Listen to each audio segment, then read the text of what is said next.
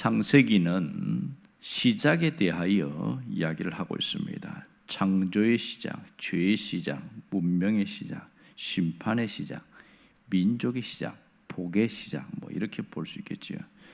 오늘 창세기 11장 이후에, 그러니까 정확하게 말하면 12장부터 50장까지는 4명의 족장을 말하고 있습니다. 이 아브라함을 통해서 오늘 보여주는 핵심 메시지를 보려고 합니다.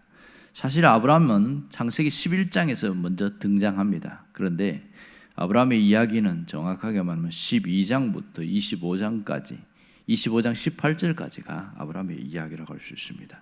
근데 여기서 놀라운 특징은 뭐냐면 아브라함에 대해서 나올 때는 유달리 복에 대한 이야기가 굉장히 많이 나오고 있습니다. 계속 하나님이 아브라함을 만날 때마다 복에 대한 이야기를 하고 있어요. 그래서 오늘 처음에 나타날 때도 복에 대한 이야기를 하는데, 내가 네게 복을 주어 너를 창대하게 하리니 이렇게 이야기합니다. 왜 이렇게 복에 대해서 많이 말씀하실까? 왜 이렇게 강조하실까? 이런 부분입니다. 뒤 중간에 가서 보면 또 아브라함이 막 실망을 하고 막 또 딴 곳으로 빠지잖아요. 그때 또 만나가지고 갈 때도 아브라함에게 또 복에 대해서 이야기를 하고 뭐 천하 만민이 너를 통해서 복을 받게 할 것이다. 땅의 티끌과 바다의 모래, 해변의 모래 봐라. 이러면서 하나님이 또 하늘의 별들 봐라. 끊임없이 복에 대한 이야기를 하고 있습니다. 왜 이럴까? 오늘 이것은 복을 강조하는 이유는 오늘 본문에 나오듯이 그 반대편에 있는 저주 아래에 있는 세상을 염두에 둔 말씀이라는 것을 알 수가 있습니다. 그러니까 아브라함에게 약속하신 이 복은 인류를 저주에서 건져내시겠다는 하나님의 약속입니다. 그걸 아브라함을 통하여 그 일을 시작하시겠다, 그런 얘기를 하고 있는 것이죠. 아브라함에게 약속하신 이 복이 무엇입니까? 2절에 보면 너는 복이 될지라 이렇게 말합니다. 이 말은 너가 복이 되도록 하겠다 하는 하나님의 뜻이 이 속에 반영되어 있음을 알 수 있습니다. 그 복을 주는 두 가지 목적은 이겁니다. 큰 민족을 이루게 하고 또 내 이름을 창대하게 하겠다, 이렇게 말합니다. 오늘 이 아브라함을 저주로부터 건져내는 그런 자로 세우겠다는 것인데요. 그럼 여기서 말하는 저주는 무엇인가 합니다. 저주는 하나님 없이 살아가는 삶을 저주다, 이렇게 말합니다. 그러니까 하나님 없이 사는 것이 고통이요 불행이라는 것을 알기에 아브라함을 통해서 새로운 민족을 형성해 나가겠다는 그 말씀을 하고 있습니다. 결국 여기서 보여주는 하나님은 어떤 분이냐면 하나님은 복 주시는 하나님인 것을 알 수 있습니다. 오늘 아브라함을 통해서 보면 복의 특성이 어떻게 이어지는가 하는 것을 알 수 있습니다. 아브라함을 통해서 보여주시는 이 복은 아브라함이 누구냐? 그는 복의 시작이다, 이걸 말하고요. 또 복의 문을 열어나가는 자로 하나님이 세우시겠다, 그 말씀을 하고 있습니다. 3절에 보면 하나님이 복을 주시는 특성을 7가지로 말하고 있습니다.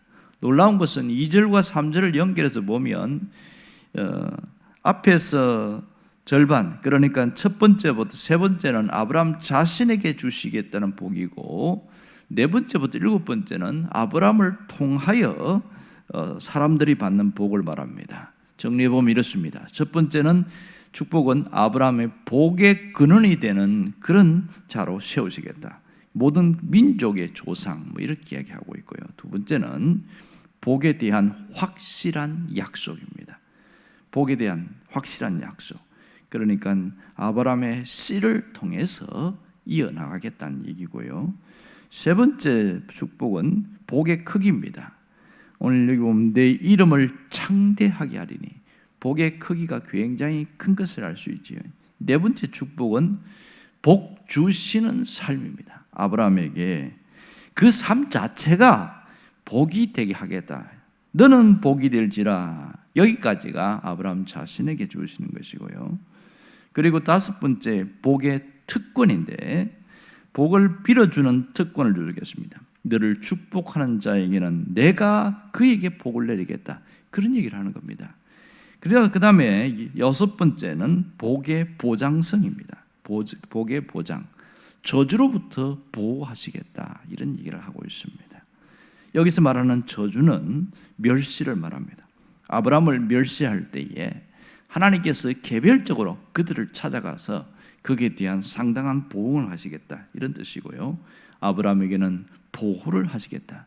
정말 아브라함은 가나안 땅에서 멸시를 받은 적이 있습니다. 하지만 하나님이 그를 철저하게 보호하신 것을 여러 번 보게 되었습니다. 7번째 축복은 복의 영향력입니다. 이 아브라함을 통해서 그 복이 개인에게서 인류 전체로 크게 영향을 미치게 하는데, 오늘 3절에 보면 끝에 땅의 모든 족속이 너로 말미암아 복을 얻을 것이다, 이렇게 얘기합니다. 바벨탑 사건으로 복이 단절되어졌는데 그걸 하나님이 아브라함을 통해서 이어가시겠다는 말씀을 하고 있습니다. 이것은 우리에게도 상당한 영향을 주고 있습니다.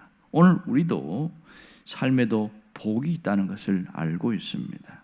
여러분, 우리에게는 어떤 복입니까? 예수 그리스도를 통해서 주어진 복입니다. 복은 항상 그리스도와 연결되어 있는 것을 알 수가 있습니다. 오늘 우리가 진정한 복이 무엇이냐 한다면 결코 헛된 것을 구하지 않을 겁니다. 오늘 이 복은 하나님의 약속을 통해서 우리에게 전달되고 있습니다.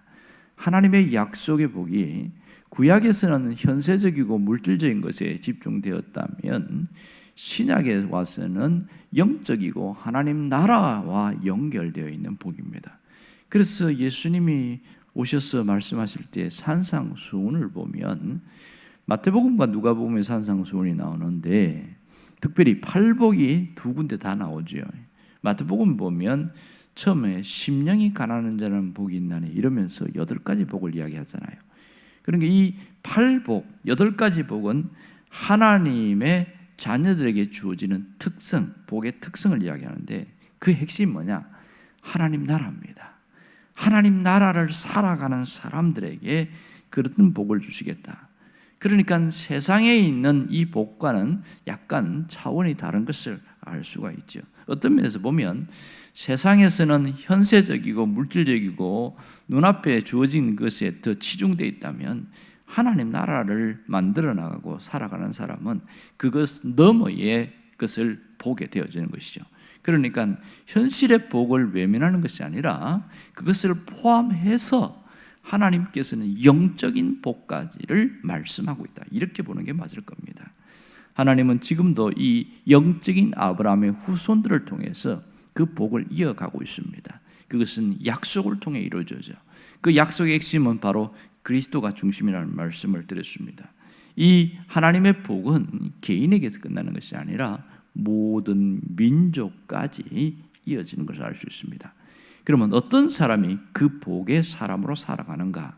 그것은 나누는 자를 통해서 하나님이 하시겠다고 합니다. 성경은 분명히 말합니다. 주는 자가 받는 자보다 복이 있다, 이렇게 이야기합니다. 나누는 성도가 좋은 성도이고 나누는 성도를 통해서 하나님이 그 복을 이어가겠다, 이렇게 말합니다. 그래서 신약에서는 나눌 줄 아는 사람이 복된 사람이다, 이렇게 말하고 있습니다. 그러므로 오늘 우리가 분명히 깨달아야 될 것은 하나님은 나를 통해서 그 복의 세계를 열어가겠다는 것을 기억해야 됩니다. 영적인 아브라함의 후손인 나를 통해서 그걸 이어나가는데 내가 누구냐? 아브라함과 같이 나는 복의 시작이요 복의 문을 열어가는 자다.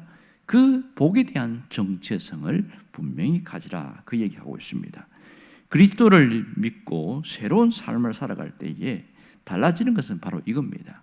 하나님이 나를 통해서 복의 문을 열어가시겠다는 겁니다. 그러니까 내가 신앙적으로 바로 서고 온전하게 될 때에 하나님은 이 가정 안에서 그 다음에 주변에까지 좋은 영향력, 그러니까 신약에서 우리에게 주는 복은 선한 영향력이라고 할 수 있겠지요. 오늘 2절에 나오는 것처럼 너는 복이 될지라, 그것은 오늘 나에게도 정확하게 하신 말씀인 것을 기억하면서 오늘 하루를 살아가기를 간절히 바랍니다. 기도하겠습니다.